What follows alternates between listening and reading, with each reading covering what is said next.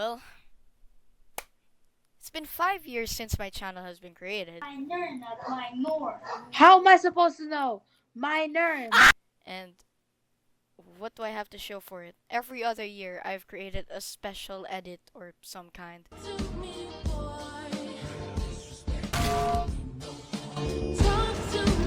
But you know what? It's time to change. And as a special, I've decided to create a guide for a game that has been very deeply ingrained in my mind for years, and that has probably taken up half of my lifetime as a result of playing it. TDS is a very old game that has been around for millions of years. Frick, voice crack. As a result, for many updates, the game has been getting more and more complicated, and new players could get a headache just by looking at how much stuff they have to do. I'm not going to tell you specifically what to do, as that would ruin the fun of the game, and I'm also not going to tell you every single detail about the towers, as this video would take up months of work, and by the time I finish this video, it would probably be the hardcore rework, and this video would be outdated, and everything would be. But I've made this guide just as a 5-year special, but yeah, I just really love TDS. I've been playing it for about 5 years now, literally as long as my channel has been up, and as a result, I should probably show something to show for it. Yeah. Without further ado, I present to you a dumbass's guide to TDS. Fuck, I messed up. How do you play this again? Oh yeah, I found it. Never mind.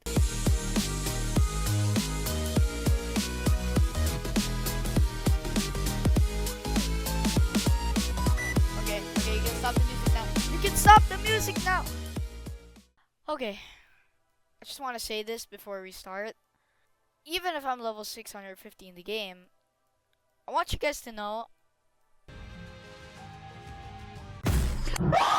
please do not take my information too seriously. With my knowledge in the game, I can still have false information in my videos, especially in this guide, as there may be changes to the game in the 5 days, and the game rage baits me, and things that may make this video super outdated and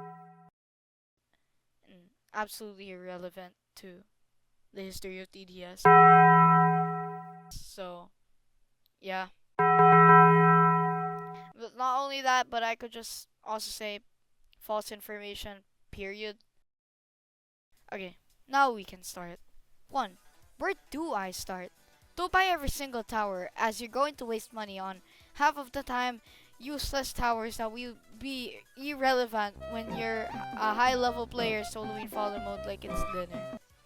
If you wanna find out the best towers to buy first, research. The TTS fandom is literally one search away and can give you so much information. Well, how will I know what information to look for? Firstly, play the game. Take info from other friends if you have any. Take it with a grain of salt, as a bit of the player base are kind of lacking. No offense to those few, but yeah. In the TDS fandom, look for cost efficiency. The lower the number, the better. Basically, the value of the tower.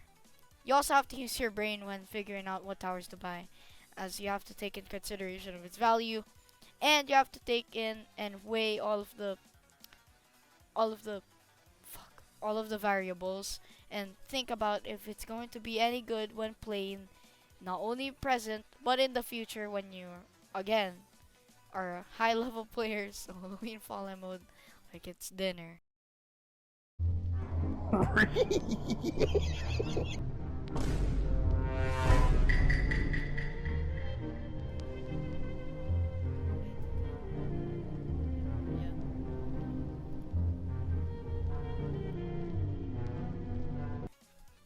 Going back, for most of the towers, I recommend watching Corso or other YouTubers for info on the towers.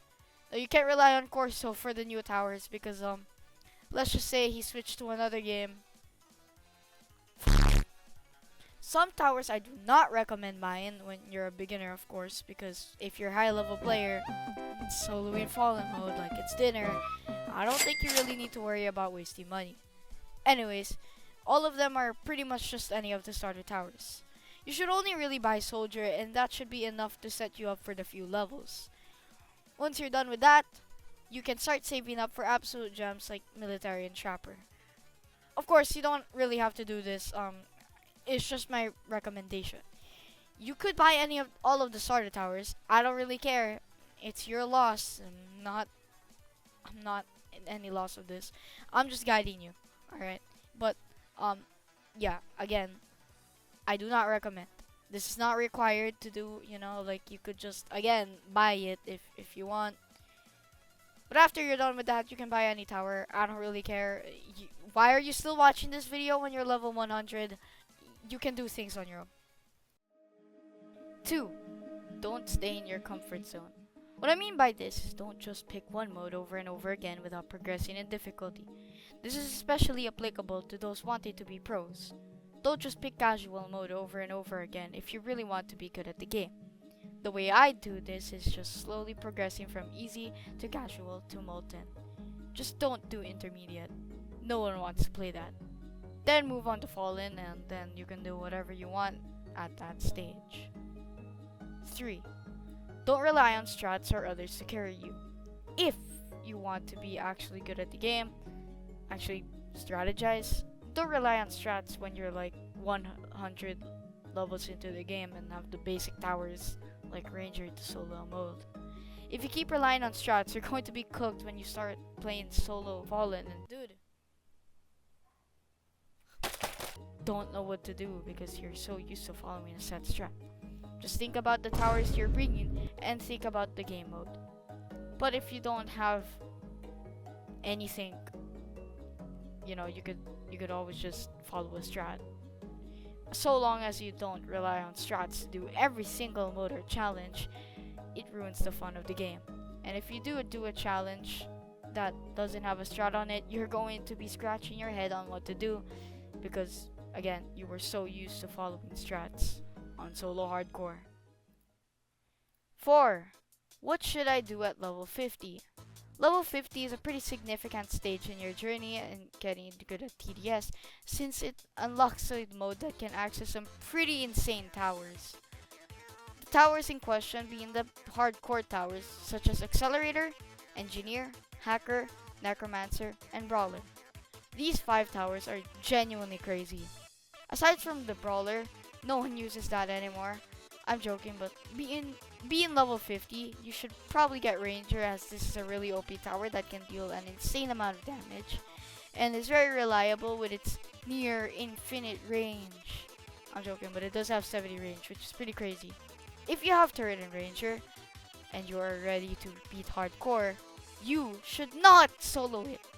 Firstly, no! Even being at level 300 or 700, I don't care. Even if you're like level 1000, the mode can still kill players at that stage. The game mode is very unforgiving for pretty intermediate players like people at level 50, especially level 50. Unless you have an insane amount of knowledge in the game, just get a group or go on Discord, or just find friends that are decent at the game and play hardcore.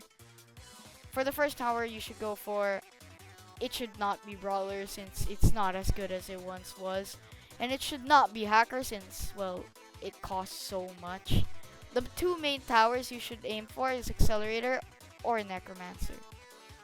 It depends on your needs and knowledge on the game. If you want an easy to use but powerful DPS tower, get Accelerator. This tower accelerates in DPS. You get it? I give up. It deals 427 DPS, which is insane.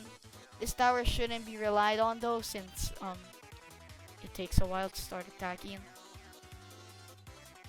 Now, even though it takes a while, it's still very good at the game. It is very good with supports on like the old version because it takes a while before it stops shooting. Like, look at this.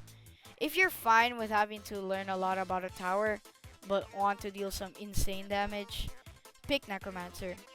Its own DPS is kind of crap, not gonna lie. But the real meat and potatoes is in the summons. No, not that kind of meat. The summons can deal insane amounts of damage.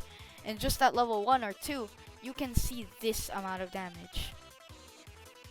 That's crazy. The DPS, bro. At max level, the Necromancer has this lightning when summoning that looks like it's just for flashy effects, but it can actually deal damage.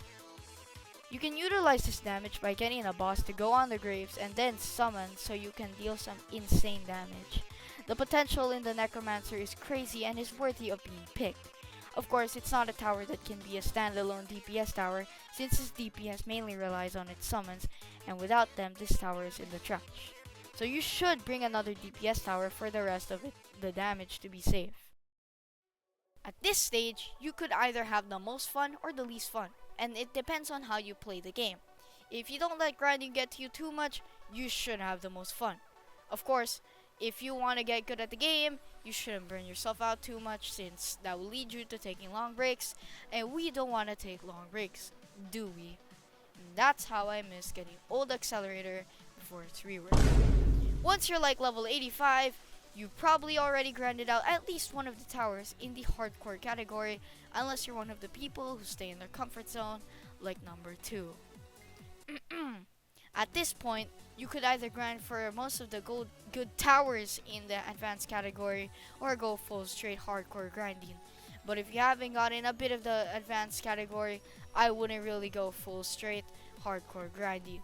The reason is because, especially in the hardcore rework, there will be changes and the ranger and turret might not be enough for it, and you might need to be flexible with loadout changes to be safe. When you have a pretty decent range of towers to pick from, you can safely grind hardcore without any risk of being able to switch to another tower you don't have, simply because you skipped right to the hardcore grinding. You have Pursuit at this stage, and well, unless hardcore rework is another huge rebalance update, this tower is a really good DPS tower. At this stage, you're probably really good at the game, and well, you're at the age where you're starting to solo fallen mode like it's dinner.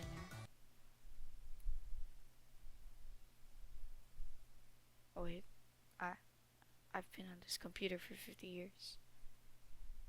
I just said 30 minutes. I said I was just gonna finish the video. What?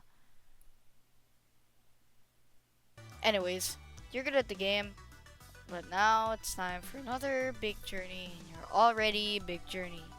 At this stage, you're probably thinking, it's time to buy skins. No, because there's one more thing you have to grind for. Each costs $50,000, with there being 6 skins to this crate. Each skin gives the respective tower a buff in stats, and this being called the Golden Crate. The Golden Crate may cost you hours of your work. It's going to be easier since right now there is so much ways to grind for coins. It has never been easier to grind for coins, since again there is so much ways to grind for coins, it's not even funny. But even with that, it will still take hours of your time, and you might be spending 50 years on the computer, and then you forget that you have a family, and then it's just all gone. This stage is probably when you're level 250, have every single thing you could possibly imagine bought, aside from maybe the premium and deluxe crates. But this stage is where you realize how much time you've been wasting on a tower defense game. You realize that instead of spending New Year's with your family and friends, you were instead focused on this game. Your life passed by as you just wanted another golden crate, spent 50 pizza party game modes, just trying to get a golden crate. You realize that you've thrown away all your life, and that you can never get back all the time you spent on this freaking tower defense game. Nothing matters anymore. You can't take it back. You start to ponder on the times where it was just a video game. Nothing personal. But now you're stuck on those thoughts. It's not just a video game anymore. It's a lifestyle. But it's over. There's no one to care for. They're all gone. They all left you in the house with your Doritos and your water bottle. They are gone.